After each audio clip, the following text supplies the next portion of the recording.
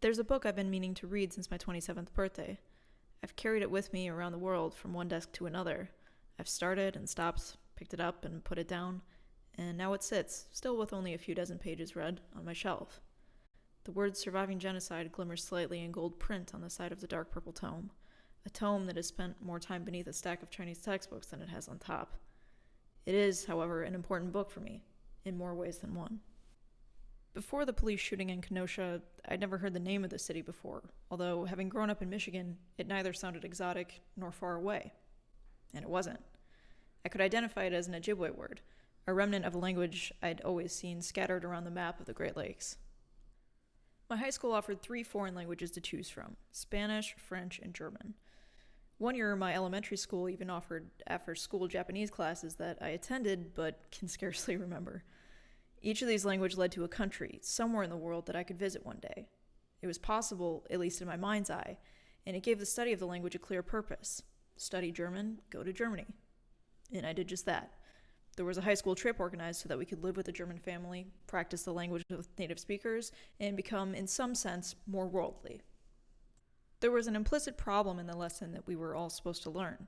In Spain, people speak Spanish. In France, people speak French. In Japan, people speak Japanese. But in America, people don't speak American. We didn't speak any American language. We spoke European languages. The difficulty of understanding or even pronouncing place names like Kenosha remained as the sole reminder of what was there before. Ojibwe used to be spoken where I grew up, yet I had no option to learn Ojibwe in school. I didn't even know that the language existed. Arriving at Detroit Metro Airport, there isn't a single sign printed in any native language. You'll see signs in English and Japanese, but not Ojibwe. As a child, I understood that Japanese was an important language.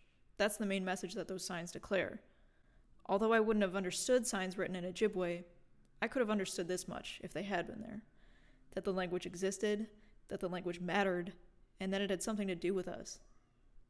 I went to Germany to practice that language amongst Germans. Imagine if it were possible for a German to come to Detroit to learn Ojibwe, to see and hear it spoken amongst us. As a child, the only vestiges of the native culture were place names like Pontiac, Saginaw, and Kalamazoo. How was anyone supposed to feel about the lack of connection between these places and their native people, language, and culture? How would I feel if I were of native ancestry myself? On the west coast of the Lower Peninsula, I see Muskegon, Saugatuck, Manistee. The name tells us who and what the town signifies, and yet it is, of course, a reminder of something now for the most part absent. In the Upper Peninsula, I see Munising, Escanaba, Keweenaw. Nobody comes to a place like Kenosha looking for the culture of the Potawatomis, but if they did, what could they possibly find? To talk about culture in Kenosha or Pontiac would inevitably mean the culture of either the black or white residents, and in 2020 would probably be concerning conflict between the two. This absurdity has become so familiar that it's easily overlooked. Michigan itself is derived from the Ojibwe word Michigami, meaning big lake. I wasn't taught that in school. Michigan students don't learn where the name of their state comes from, or at least it isn't mandatory.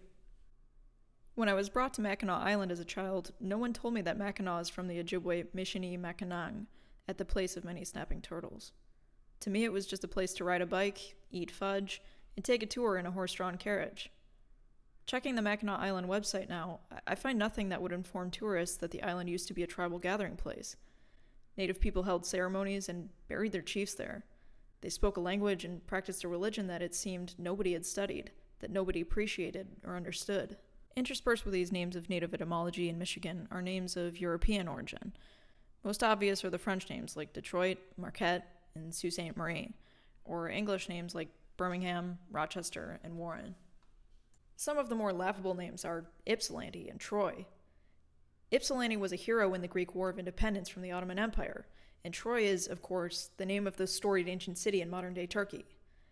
Did the people who named these places not find it at all cruel or disrespectful to rename indigenous lands using words from a culture thousands of miles away? They named the city of Ypsilanti after a war hero who actually did something heroic, but the people who colonized North America were no heroes. They committed genocide against the native people, they enslaved people for more continents than one, and they stripped the land of every natural resource they could get their hands on. What does this have to do with Kenosha, Wisconsin? In the early 1800s, over 10,000 Potawatomis lived in communities in Wisconsin, Illinois, Michigan, and Indiana.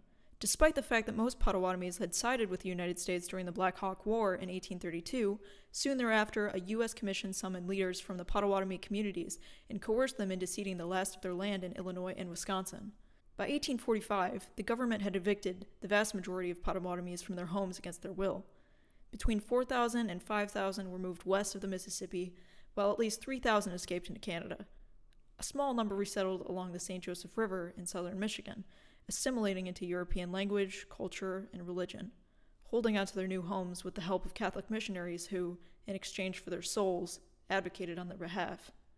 Today, their descendants, the Pokagon Band of the Potawatomi, operate the Four Winds casinos. There are now only 5 native fluent speakers of the Potawatomi language. To say that their language is endangered would be an understatement. The 2 people in government most responsible for this act of genocide were President Andrew Jackson and Lewis Cass, former governor of Michigan, then serving as Secretary of War. Jackson signed the Indian Removal Act in 1830, and Cass implemented and oversaw Indian removal, putting the act into force. And so it was, almost 200 years ago, that Kenosha lost its native language and culture. The only thing that remains of it now is the city's name. Jackson, Cass, and most elected officials thought that the native people were an obstacle to their dream of developing the United States into a prosperous nation whose accomplishments would eclipse those of all other countries of the world. They refused to see what was actually special about this land was not the foreign invaders. What was special about America was the Americans themselves, meaning, in this context, the indigenous people, the indigenous language, the indigenous culture. The land wasn't a blank slate for drawing up a duplicate of European culture. America had its own culture, and the Europeans who called themselves American did everything in their power to erase it. Now, most Americans live in a nightmare of crumbling highways and abandoned shopping malls, and descendants of slaves and slave owners fight over the future of this strange society, built atop the graves of once thriving native communities. The 1967 Detroit riot left 43 dead, hundreds injured, and more than 1,000 buildings destroyed. This isn't something new that just came out of nowhere. It's the culmination of generations of Americans feeling deceived by broken promises of liberty and justice. I remember shuffling up the stairs to my 5th grade classroom as Lee Greenwood's "God Bless the USA" rang through the PA system. I remember looking at the flag, putting my hand over my heart, and reciting the Pledge of Allegiance.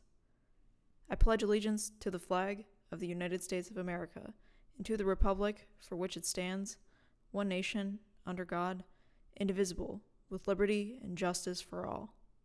Many people who grew up saying this pledge feel deceived.